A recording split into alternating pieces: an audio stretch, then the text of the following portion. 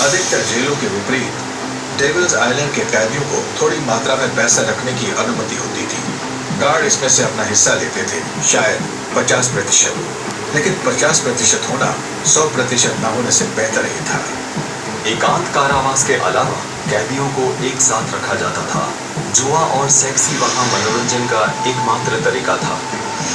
इसलिए कैदी छोटे छोटे सामान इकट्ठा कर लेते थे, जिनका उपयोग वो सामान खरीदने में या गार्ड्स को रिश्वत देने में कर सकते थे।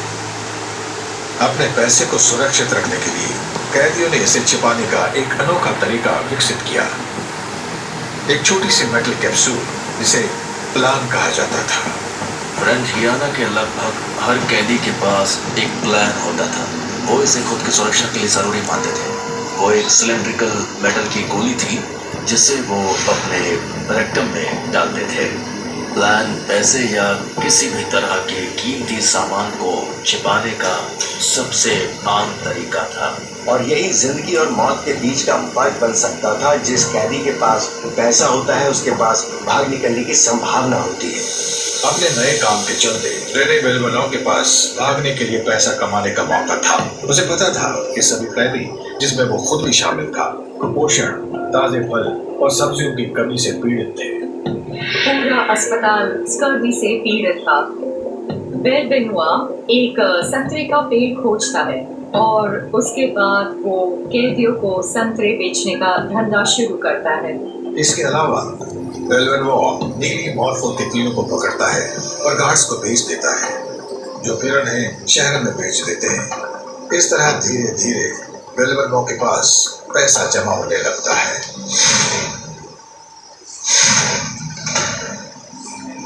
सजा के 1.5 साल बाद बेलवेनुआ फिर से भागने की योजना बनाने के लिए तैयार था। इस बार जंगल के रास्ते नहीं, बल्कि समुद्र के रास्ते। बेलवेनुआ ने ब्लॉक हाउस के दूसरे कैदियों के भागने की कहानियां सुन के काफी एक्सपीरियंस ले लिया था, जिससे उसे एहसास हुआ कि भागने का सबसे अच्छा मौका समुद्र ही हो सकता है। वो और कुछ और लोग मरोनी नदी से 21 किलोमीटर की दूरी पर अटलांटिक महासागर तक नाव चलाएंगे। वे सेल उठाकर तट के किनारे उत्तर पश्चिम की ओर वेनेजुएला की ओर चलेंगे और स्वतंत्र हो जाएंगे।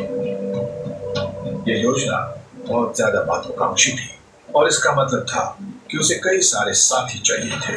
डेविल्स आइलैंड में बिताए गए 1 साल में बेलवेनुआ ने कई कैदियों से दोस्ती कर ली थी, इसलिए वो झाड़ियों में, खाली बैरकों में या जहां भी संभव हो छुप के उनसे मीटिंग करता। सबसे खास था एक नाविक, क्योंकि उग्र समुद्री लहरों पर नाव चलाना नदी पार करने से अलग था। वो एक जुझारू व्यक्ति को शामिल करता है जिसका नाम था बैस्क, जो बेलवेनुआ को बताता है कि वो एक एक्सपर्ट नाविक है। रास्ते में किसी भी अथॉरिटी से निपटने के लिए वो एक पूर्व भाड़े के सैनिक मार्सेल को शामिल करता है, जो युद्ध में भी बहुत क्रूर और निर्दयी था। इसलिए स्वाभाविक रूप से उसे डेविल्स आइलैंड भेज दिया गया था। अगला जिप्सी था, एक पूर्व सैनिक। जिप्सी का एक पैर नहीं था, लेकिन उसे इसलिए शामिल किया गया क्योंकि उसके दोस्त रॉबर्ट ने काफी ज्यादा नकदी की पेशकश की थी, जो भागने की इस तरह की बड़ी योजना के लिए जरूरी थी। जो चीजें वो खरीद नहीं सकते थे, उन्हें वो एक मास्टर चोर डेडे की मदद से चुराते हैं, जिसे बेलवेनुआ गया गुजरा कहता था। बेलवेनुआ अपने जुए के दोस्त पोलेटी को भी शामिल करता है, जो रोइंग और नौकायन में मदद करने वाला था।